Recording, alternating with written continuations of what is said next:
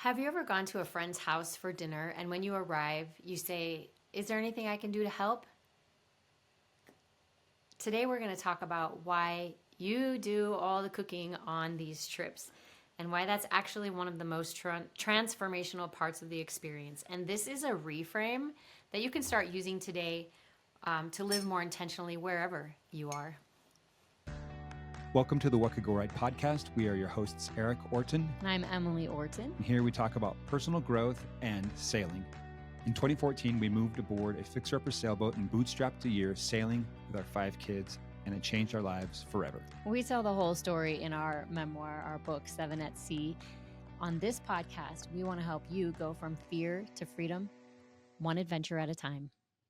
When I go to someone's house for dinner, I'll usually say, "Can I bring something?" And they let me bring something. But if I show up and they're still working in the kitchen or setting the table or something, and I offer to help, it always feels so inviting when they say, "Yes, could you put out the cups or fill the glasses with water or do something?" And I started to recognize that as someone who has a very mother heart and wants to nurture and take care of everyone. I've learned that doing everything for other people isn't always going to be the thing that makes them feel like they belong the most or that they're nurtured or that they're part of your group. So I noticed that when we go somewhere and people say, "Yes, could you do this small task to help our collective goal of getting ready to sit down for dinner," I feel much closer. I feel more like I belong. And this was a good reminder for me this morning. I was talking to our son and he was telling us about this congregation where he's working, and he's like, the great thing is, like, everybody pitches in, everybody brings food to share, everybody's looking out for each other, everybody's participating at every part of the community, and it's just so nice. And I said that's a really good reminder for me, because I'm right now planning a party for our congregation, and I've been trying to do everything, or just have a small group of people do everything, or I felt self-conscious about asking for help, like I should provide it all. And then I realized our goal is to feel like we belong to each other. And so when I ask everyone, can you everyone bring something for a potluck, that's going to help us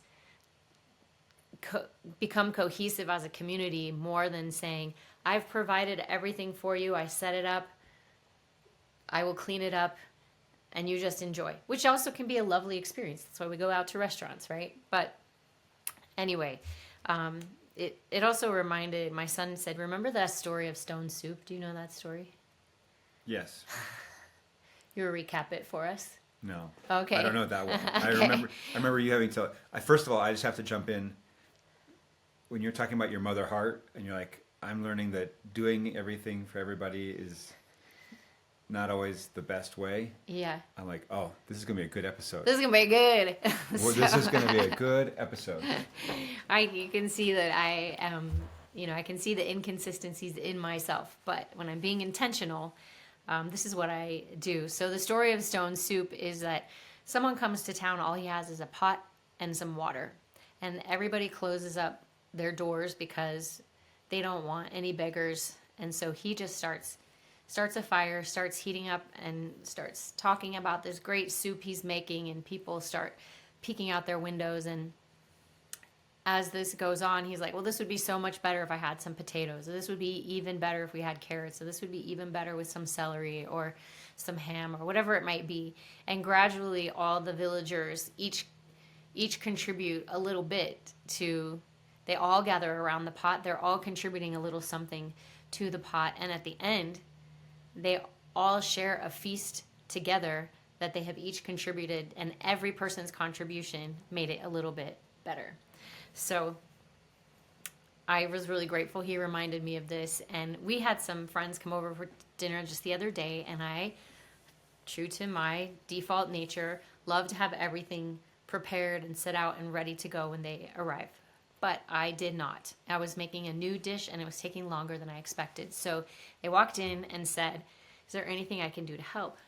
And my initial response that came into my mind was, "No, I've got it. Why don't you go ahead and sit down and visit, And I said, yes, because I remembered how friendly it felt when people included me in the project. So I said, "Yes, could you get this cilantro ready. This we'll sprinkle on top of the soup. And we just sat, he pulled the leaves off and I did my part, and we were able to visit working side by side in the kitchen. And you had a great visit sitting on the couch, which is also good, both good. But I said yes because I know how much I like it when people include me in the process. So is there anything you wanted to say about that?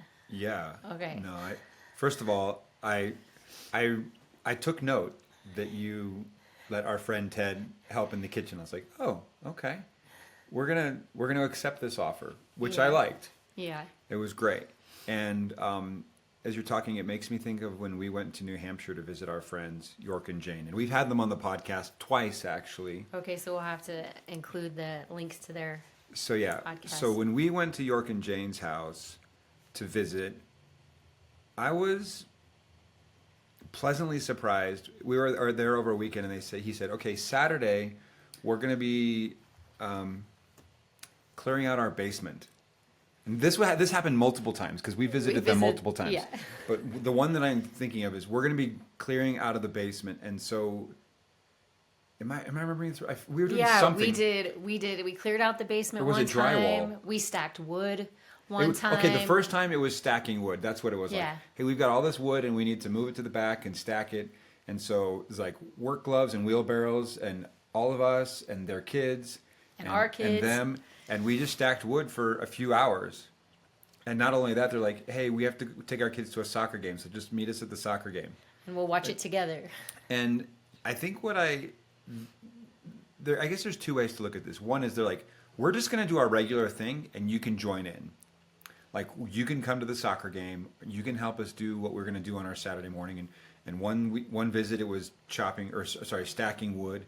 And another one, I feel like it was, did we do painting or drywall? But we definitely helped them clear out the basement. Mm-hmm. And it would be like, after this, we can take a little sunfish out on the water, or Yeah, and we would still go to the lake and go for a swim, or we'd go out to a movie together. We'd have dinner together. And even at dinner, I remember Jane would have us helping prep stuff. And I just want to vouch for this feeling that you're talking about, because by being involved in their lives is, I think, one of the reasons we're close friends with them. Because if we had just gone over and they said, hey kids, we got to get all the wood stacked before the Ortons get here so that we can just sit around and visit the whole time and just talk, and which would have been lovely because we have good conversations, but doing something together, making something happen, accomplishing a purpose together actually is so effective in creating connection. And so if you're wanting to get connected with your friends, doing a thing together is a great way. And that's why when you help people move, ironically, they're either leaving or arriving. And so if you're helping somebody leave, you might feel connected as they go. But when somebody moves in and you help them move in, it's a lot easier to feel like you're friends already, because you've like hefted boxes and you kind of know their space a little bit. Yeah. Anyway, I just want to say that those are some examples that have come to my mind of doing something that seems like, oh, they're just using us for free labor. The cynical part, you might say, oh, well, but it's actually, I really appreciated that they invited us, that it's almost like a sign of trust. Yeah. So that's how I took it. Yeah. So I've had that exact same experience, and there's some of the people who I've learned this from, and we've got to know each other through working side by side. We've learned new recipes working side by side. Oh, that's how you do it? That might be an upgrade on the way I've been doing it, and yeah, it really does feel like you belong, like you're invited into the inner sanctum of this family or these friends. So yeah, I have been trying to say, yes, I would appreciate some help, and recognizing that it's actually a gift to ask them to help, because then we feel more connected. And we did, like this family we had over recently, we didn't know them before, and we just... They're new. Yeah, we wanted to get to know them. They're new here. We want to get to know them, so we invited them over, and we let them start helping right away. And we felt like so relatable to them. We felt such an affinity just right off the bat. I think another example, and my kids tease me about this is I'll say, hey, we're going to have a brick moving party or a leaf raking party. And that means like, hey, we've got a big pile of bricks in the backyard and we need to move it from one place to the other, or we need to, or we're going to lay down the bricks for the patio. And my daughter Jane she was teasing me recently, like she's just like, why don't you just call it a manual labor party? and I guess it is, but our friends have helped. First of all, our kids, they invite their friends and they ask, come. and people have said, if you ever need a hand with anything, let me know. I'll take you up on it. And so Dave came, and is it Alicia? Ashley came, and these are our kids' friends, and I feel like I know them because we did a thing together. We're like crowbarring and and hefting and shoveling dirt, getting completely covered in dust from head to toe. I think we said maybe like we'll provide lunch afterwards or something. And we did. We had a DJ and we had drinks and snacks available, and it did feel like a party, but everyone was doing hard labor and we all got filthy. Yeah. And we had a great time. And I think you were really great at this. Like, I mean, we should refer back to our episode of Are You Having Fun? And what are the ways to make it fun? So talking about this, the reason I wanted to bring it up is because I see kind of everywhere today on every platform and from every source, people talking about the problem of disconnection. Like modern life is so fast. It can be so isolating. We saw one reel of two people standing in front of a calendar blackboard trying to figure out when might be the next time they could get together, right? And it was just going to be weeks and weeks away. And our lives are so packed and busy with things to do. And sometimes convenience removes natural connection points.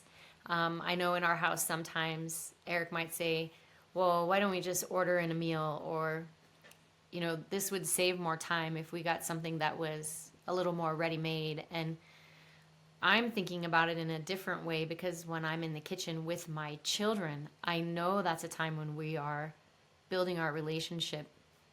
And they are learning skills to take care of themselves, but mostly we're connecting with each other. And so I have a really hard time giving up that treasure. And it's part of why we designed and built it into our trips. We have a few points of connection right off the bat that help everybody start to feel like they are part of a group where they belong, where they're wanted, where they're needed. And I think the first one is that you meet everybody, so they get a personal connection with you. The second one is that everybody gets a chance to meet each other. Yep. We do a group kind of get to know you Zoom shortly before we head out. And then the third starts right away when they get to the boat. I've planned the meals. I've done all the decision work. We've done all the ordering. And they arrive and it's like, you're going to be on the boat. You're going to be the one who needs this food. You guys need to organize yourself in such a way that you're going to inventory, make sure we got everything we needed, and that the food is put away and everybody knows where all the different items are so that they can feel independent, like they're at their own house or at their parents' house where they feel like, oh, let me just open the fridge and see what I'm interested in, or open a cupboard. In this case, it might be in the floor of the boat. And that is the beginning of the teamwork. And then we have dinner together the first night, and you usually ask a question, and everyone gets a chance to connect there. That's true, yeah. So all that is true. I want to circle back to the inventorying the food. Yeah. Because this is where I think you and I have had a similar problem, and I'm getting better in my space, which is as a skipper, there's a lot that needs to be done to get a boat ready to go, to cast off, especially when you've got 9, 10, 11, 13 people on board, whatever it is. And so I used to get kind of stressed, to be honest. There was a lot that needed to be done, and I would try and do it all. Mm. And I've realized that people really appreciate being asked to help. So to your point. Mm-hmm. And I'm going to share some specific examples from this most recent trip to the Virgin Islands. So the food was arriving, and because it gets delivered to the boat, and you got to get it from the dock into the boat. And so I just said, hey, can you guys help unload the food? And because the delivery people bring it down right to the boat, And everyone's like, great, let's set up a fire brigade kind of thing. And I was like, great, just put it all here on the table. We'll put it in its proper place later. The frozen, stuff that needs to be frozen and refrigerated, put that in now. And right away they created a little Congo line or, fire brigade line. And everyone got to do that. And then another thing that needs to happen is, hey, we get our paddle boards, but a lot of times they're soft. And sometimes there's a pump on board, sometimes it's not. Oh, sorry. Okay, Yeah. so once we get the food on board, I know we need to label it because it does kind of disappear when you tuck it into all these cool nooks and crannies that a boat has. And I just kind of get a feel for like who might be interested in this. Mm-hmm. And in this case, it was Tracy. And I said, hey, Tracy, will you take these Post-it notes and just organize this place with everybody here? And so, maybe put the cereals all together and the breads together and the vegetables, the stuff that can be out. Put that, and just kind of organize where it is, and then just put a label on everything. Here's a Sharpie and here's a Post-it notes. And they, one person's in charge, but everybody gets to kind of work it out. Mm-hmm. And like you say, they do feel a sense of ownership. And then there's things like putting air into the paddle boards, topping up the water tanks. Hey, can you look around, make sure that everyone's got, I'll say like, hey, everyone check and make sure you have your life jackets and let me know if you can't find them. Hey, and this one I was like, hey, Paul, can I give you a mission? He's like, sure. Like, can you find a pump and then make sure that these paddle boards are filled up to their recommended PSI? Mm-hmm. And like, it might have been Brian, but anyway, whoever it was, they came back and 30 minutes later, like, well, I found that we have 3 pumps on board actually. And I was like, okay, great. And it turns out that, one had a bad hose, this and that, but they found all the pumps.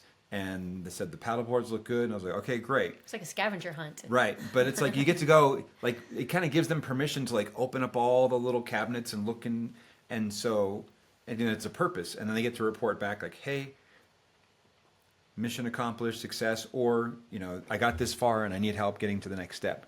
But they, like you said, it kind of gives them permission to feel at home. They belong. And that also, I love what you brought up, that they also get really comfortable with the boat. Yeah. They feel like I can open all the doors and look in all the cupboards and lift the cushions and see, well, what's in here, what's in there. And same thing with the water tanks. I was like, take this hose, it's connected to that thing on the dock, and here's the little handle that you use to open the spigot on the boat. And they get to be involved, which I think people like. The kind of people that come on our trips like to be involved. Yeah, they want to be hands-on, and almost all of them, they want to come for the experience. They want to learn how to sail. And usually making new friends they're open to that. Mm-hmm. But they're not necessarily guaranteed they're going to check that off their box. And yet, more often than not, they continue to stay in touch and connect, because we do this team building. You don't always have to, do a trust fall to do team building. We could, though. We've done some things like that, like learning how to back dive, or what do you have? It sounds like you have an example in mind. Well, no, I'm just imagining doing a trust fall off the side of the boat into the Ouch. water, but that would be bad. No, I'll say this. So often when I talk to a lot of people about coming on sailing trips, and one thing that I hear very often is, I just don't want to go on a trip where somebody's just taking care of me the whole time, or that I just get to sit and watch and observe. Because you can go on a trip where you have a captain and a hostess/chef, and you just say, I want to go to that island. And you can point to it or look at it on the chart, and they'll take you there. They're like your chauffeur. Mm-hmm. And then, you tell the hostess what drink you want, and they mix it and they bring it to you. And, you have your dinner options and you choose, and dinner is presented to you, and all you'd have to do is sit back and enjoy. And then when the boat arrives, you can just jump off and go snorkeling or swimming and everything. They put out all the water toys for you, and it's a very done for you trip. Mm-hmm. And I specifically tell people, we are the opposite. Nobody's going to make your bed. Nobody's going to take your dinner order. Nobody's going to bring you a drink on the bow unless they're just being friendly. They might, yeah. And they might. And people do say, hey, can I fix you a plate, or can I help you chop that for dinner? But it really is because people enjoy being involved. They enjoy being hands-on, and they enjoy learning. And so I would. I was just going to say, the Yeah. people that want to come are the people that enjoy that. So if that's you, let's talk. This but could be This could but be just your but thing. if you want the other kind, we'll tell you how to get it, because there's lots of it. Lots of those. One of the things that I really appreciated on our trip to Croatia is that this built-in team creation, built-in belonging that we've designed into these trips, it works so well. The people love having an opportunity to serve, and they recognize this other person who also paid to be on this trip is now choosing to bring me a glass of water, or is chopping up vegetables and making dinner, and I'll have a turn, but today they're giving to me, and you receive it from a different place. And then when it's your turn to give, you give from a different place. And I noticed that it actually generates an excessive amount of generosity, because even if it's not your turn, it's not when you signed up. I remember on this trip to Croatia, we were just sitting at the helm. Everyone's kind of hanging out. Nothing has to be done at this moment. We're getting from point A to point B. We're having a great sail. And then one of our awesome crew Tony. guests, comes out, and he's like, I have created this kind of luxury dessert looking thing. It was like a gourmet dessert with chocolate ice cream and whipped cream and a wedge of Wafer or something. there was a piece of dark chocolate in it, and there was an orange slice. Like, it was very beautiful, and it was just like a little hit the spot mid-trip, and he made one for every single person. Is it And aperitif? Is that the term? yeah, So- and he served it to us, and we're like, wow, it's just going above and beyond. And if someone says, hey, I want to make this for you, we had on that trip somebody from Mexico who said, oh, you got to try my guacamole recipe. And I had made sure we had avocados, but we were running out of lime. And I think for the next couple of days, every single stop we went to, everyone on the trip was peeking in the head into little markets and grocery stores to see if they had any limes at all, because we were all part of this expedition, this like team guacamole. Mission avocado, or mission lime. Yeah, and cilantro. That was another one Yeah. we were looking for. So it just brought so much personality and so much unique meaning and belonging to the trip. And I also remember on that trip, we'd say, oh, we're going to meet at this restaurant. And it's always free roam. Like, join us, come together, come on your own, however you like. And I remember I was running off doing something else, and you had gone ahead with the group, and the one couple just waited. And when I came back to the boat, then they hopped off. I thought they were doing something. And they said, no, we were just waiting for you. We didn't want you to have to walk over alone. Oh, And I was like, wow, that is so sweet. Like, I could easily make it. go across this little marina bridge to the restaurant on the other side, but they said, we just don't want anybody to be alone. And anyway, that is the kind of generosity that starts coming out of these opportunities. And as humans, we need to receive. And as humans, we also need to give. That's what helps us to have a sense of belonging. So that's why everybody gets to help cook and take out the garbage and check the water tanks. That's why, because we want you to feel connected. So, okay, I want to talk about dishes for a moment. Okay.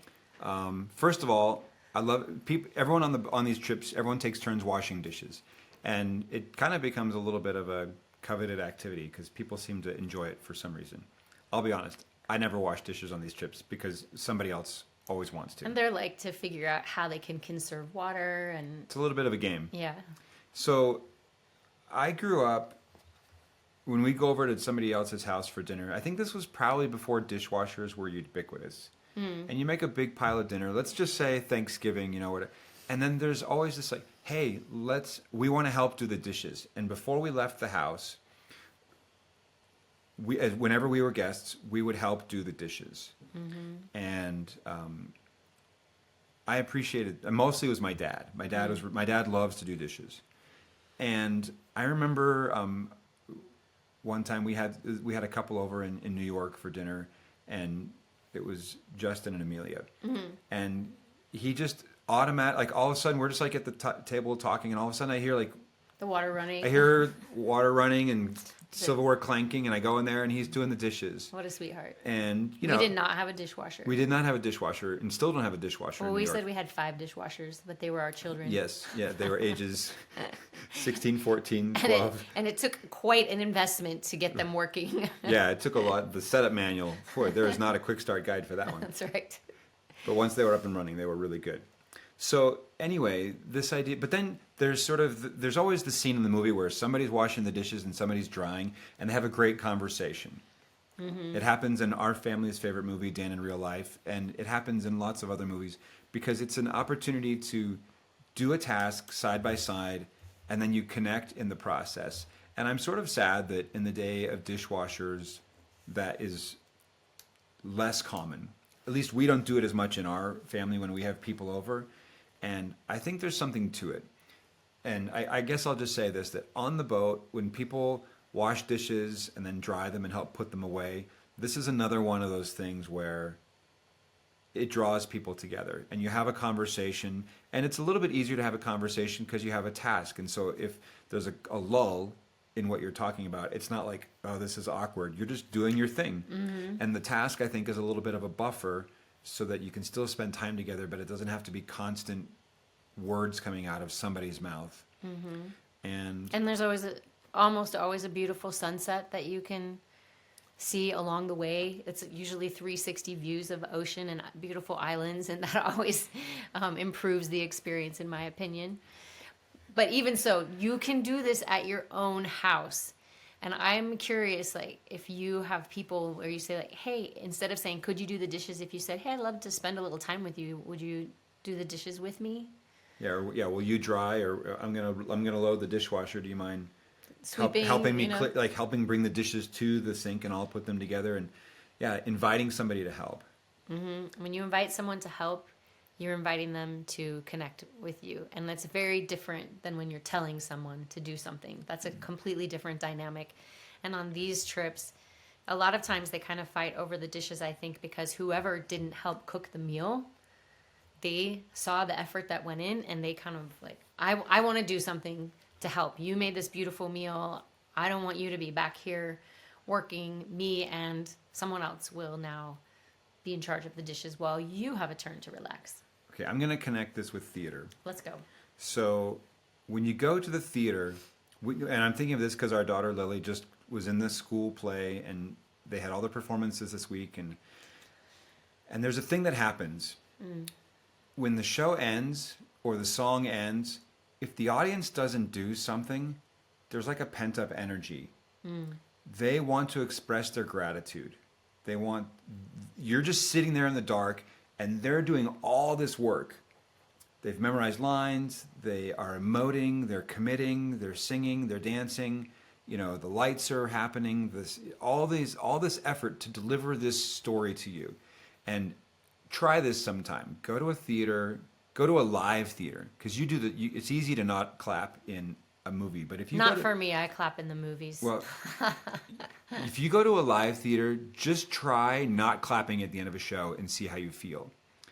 It's an act of gratitude when you say thank you for giving us this gift, even if you paid to be there, which you most likely did. You're gonna clap because it's a way of saying thank you. And I think you're right. When somebody prepares a meal for you, you want to do the dishes because you're like, hey, or you want to help clear the table or whatever it is. It's a way of saying, thank you. You cooked, so you sit and relax. We're going to clear and put things away. It's a way of taking care of each other, which I love.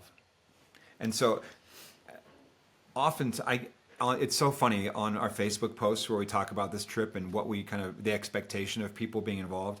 I always get a kick when people are like, oh, you want me to go on these trips and pay to work? What kind of racket is this? And they get a little bit, haughty about it. And I'm just I could go on a cruise. Yeah, like I could go and pay to have, and then people would do all this for me. And I was like, yeah, that's what you should do.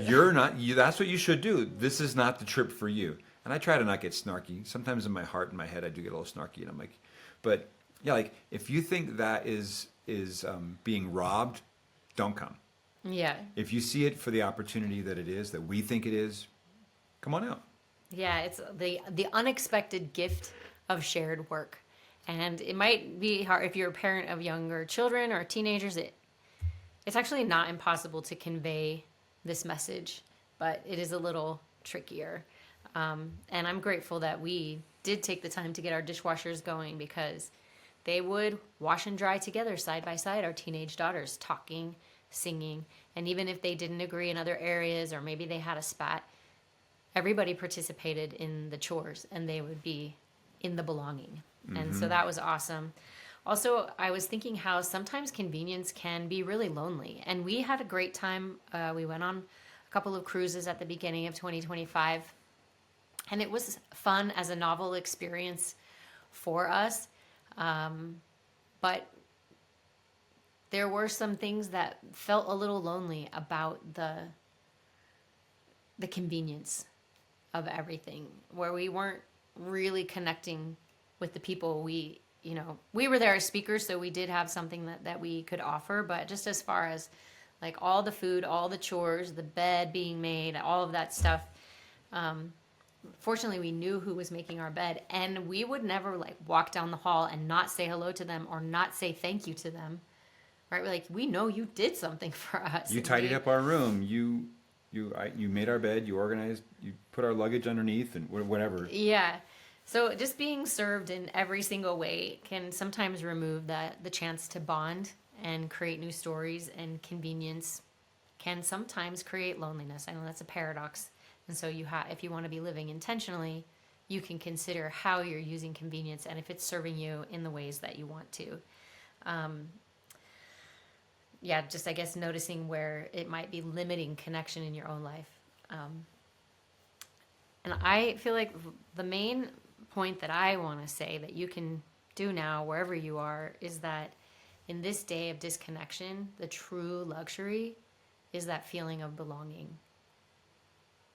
Like belonging to each other, to genuinely being connected to someone. So being needed, being valued, being part of the group, serving others, and being served imperfectly.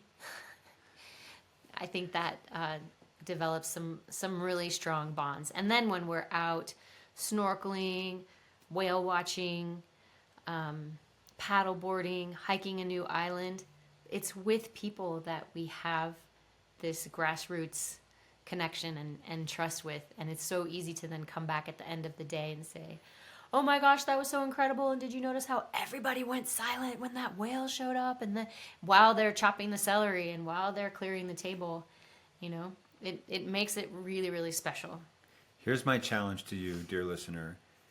When you have somebody over, first of all, invite somebody over. If you Love that. Just if you haven't had somebody over for dinner or a get together, maybe invite somebody. And then when you do, and they say, is there anything I can bring? Say, yes. If you could bring whatever, and then fill in the blank. And when they get there, say, is there anything I can do to help? Say, yes. I didn't get the floor swept before you came. Can I hand you a broom? Can you? And trust me, they're going to feel like, I love to do that. I do. yeah, whatever you didn't, you're scrambling to make your home lovely and appear tidier than it normally is before your guests arrive. But whatever you didn't get done, say, actually, I need to empty the garbage. Can I hand this to you? And the bins are outside around the side of the house. Say yes. Find a way to let them be involved. And when somebody comes to spend a longer time with you, put them to work. Say, hey, I've been meaning to. Let's do this project. Yeah, I'll mow the yard. Can you edge? or let's help rake leaves. Or raking leaves is great because you can talk. Preferably something where you can talk. But don't be like, hey, yeah, my car needs an oil change. Can you go out in the garage and do that? But something that you can do together, I guess, is really find a way to say yes when somebody says, is there anything I can do to help? I love that. And when you share the work, another benefit is that it feels like play. Many hands make light work, and when you have someone to talk to or a beautiful sunset to look at, it feels more like play. And we'll link that episode about Are You Having Fun? And I think it's been really interesting. We don't advertise these trips as someone who's experiencing a life shift or going through a transformation. But so many times these growth-minded people who want to dig in and learn some new skills and make some new friends, we find that they are or have just gone through a major life shift, and this connection is really encouraging and sometimes healing. And people will come just recently retired, recently empty nesters, recently lost a loved one, recently married, recently divorced, new job, like so many, just moved to a new location.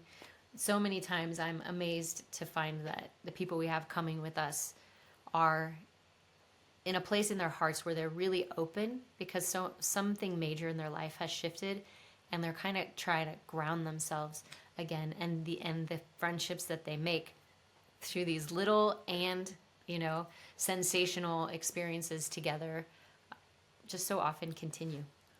Our editor puts an interview with somebody that we've gone sailing with at the end of every episode. And I don't know which one will end up at the end of this episode, but I'll just say, talking with Mark, who was on our most recent trip, I always ask people what was one of their takeaways, and he said, he's traveled a lot, and he says, I was hoping for something that would be not just entertaining and relaxing, but I wanted something that was meaningful. And he said, I found it. He says, this trip was a lot of things, but it was also meaningful. And I was just so happy to hear him use that word. And I was talking with a potential guest, this week, and he was telling me about a bad experience where he's like, I don't want to get on a boat where they just crank the music and drink the whole time, and they don't put the sails up, and it's just going out to get drunk on the water. He's like, that's what I don't want. And I was like, well, we are the dead opposite of that. We listen to music, but we're not like trying to create a party scene. Everybody gets to take turns choosing the music, and we learn about each other. Everyone gets to DJ, and we're not there to get drunk, and we put the sails up as often as possible. Yeah, no alcohol on board, and always sailing when we can. Yeah. So anyway, it's just nice to find out we're not going to be the right thing for everybody. We're not going to, but for the people that want it, I think we've got something that, at least for Mark, was meaningful, and that made me feel really good. Oh, that's so awesome to hear. Thanks, Mark. We're hopefully going to get him on a future episode, so watch for that. He's had some incredible travel experiences. Well, we've talked about how convenience can be lonely, and connection is the real luxury. Belonging comes from shared, imperfect human experiences. And you can start doing this at home right now today. Contribute, receive, laugh, serve, belong. Like Erik said, invite someone over for dinner. Say yes when they ask if they can bring something. Say yes if you need help. And then notice how connection and meaning and just that sense of gratitude at being alive and belonging to each other unfolds. What could go right? Hey everyone, before we sign off today, this is Erik Orton, and I just want to give you the sailing update. A few weeks ago, we put out our schedule for the whole year, all of 2026. And I just wanted to highlight a couple of trips that are coming up that I think are really worth remembering. We are going to be spending the winter in the British Virgin Islands, the BVI. So we're going to do a trip early January, late January, and February. And I love the BVI, and I'm going to tell you why. It is easy to get to. The sailing is world class. There's fantastic snorkeling. It's sunny at a time of year when, wherever you are in the world, January and February, chances are it's a little bit cold, a little bit gloomy. This is the perfect getaway for midwinter. So January 5th through the 10th, we're going to be in the BVI. We'll be there again January 26th through the 31st, and then again February 16th through the 21st. Another thing is, these will be our lowest price trips of the year. After these trips, prices jump to our new season setting. So if you want to get the best bang for your buck, BVI January 5 through 10, 26 through 31, or February 16 through 21. If you're feeling spendy, March, we are going to French Polynesia. We're going to do a one-way sail from Raiatea to Bora Bora. Bora Bora is gorgeous. The last time we were there was, I want to say, 2017. So we don't go very often. It's almost double the cost of our other trips. If you can afford it, it's super worth it. And it's beautiful. Imagine just like the most the biggest expanses of turquoise water and incredible sea life and fun restaurants and beautiful scenery. So if you want to go to French Polynesia in March, we're going to be there March 8th through the 14th. If not, if that's a little bit out of your range, which I totally get, our January and February trips to the BVI are going to be your best deal for the year. So click the button or just go to the Awesome Factory / .ny for the Awesome Factory / sorry, let me get this right. The Awesome Factory .nyc / sailing. That'll take you to the page that explains everything. Let's hop on a call, or you can email us at hello@theawesomefactory.nyc. Would love to sail with you in Q1 of next year. There's a couple of spots left on each of the BVI trips, so would love to welcome you aboard, and whether there or Bora Bora, either way, it'd be fun to sail together. Before we wrap up entirely, people go sailing with us, and I want you to hear from them directly what kind of experience they have. So here's is a sailing takeaway from somebody who's gone sailing with us recently. See what I was apprehensive about. Okay. What I was apprehensive about was the accommodations. How you said, I think I saw a picture of the boat. It had 4 cabins, and then you said there was 14 people, and I was trying to figure out how that was going to work. 3 people per bed. We thought maybe we were going to take shifts. I mean, so I was a little apprehensive about that until I got here and saw the boat, and I'm like, oh, well, that makes sense. Okay. It's a 54-foot boat. Let's see. And then, let's see, what was Something you learned or you will take away. learned? Okay. I feel like I've got more confidence being on a boat like this than I did previously. I feel much more confident. I think I could rent a boat like this and take it out myself. Not necessarily this big, but a large catamaran, like 45-footer or something, and take it out and handle it myself without a problem. And I'd never been to this area before, so I thought that these islands were a lot further away. They're really close, so it's really easy. You just like look up and there's the other island you're going to. So, well, it's going to work out perfect because you're going to sail us home tomorrow. Okay. And then let's see, that's pretty much what I learned. And What you would tell somebody who's thinking about taking the trip. I'd say just go do it. I mean, it's a lot of fun. You'll meet new people, you'll see new places, and whether you have a lot of experience or no experience, I think you'll take a lot away from the trip and enjoy it. So even if you're not a great swimmer or you're Mark Spitz, you're gonna have fun on the trip and learn new things.